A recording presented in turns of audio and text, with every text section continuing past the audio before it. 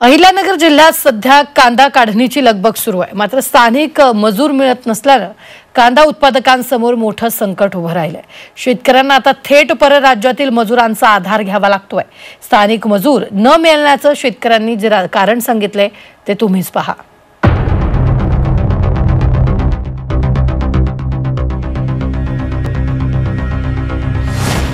लाडकी बहीण योजनेचा कांदा उत्पादकांना फटका।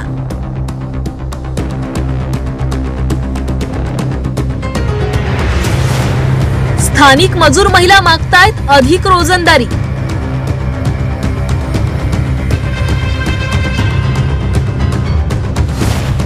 कांदा काढण्यासाठी परराज्यातील मजुरांचा आधार।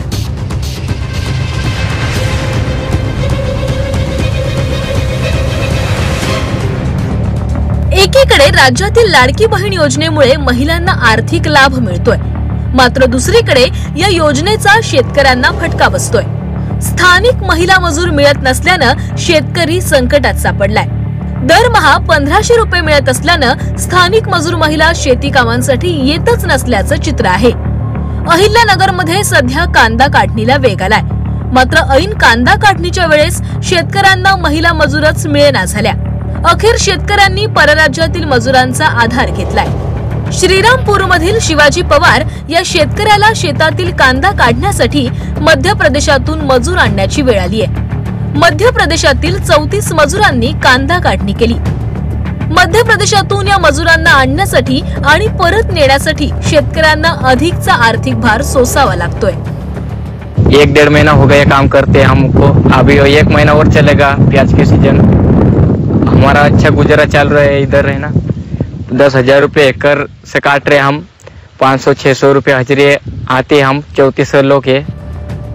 सरकार दरमहा महिलांना 1500 रुपये देत असल्यानं स्थानिक मजूर महिला जास्त रोजंदारी मागतात, तर अनेक महिला शेती कामं करायला येण्यास नकार देतात।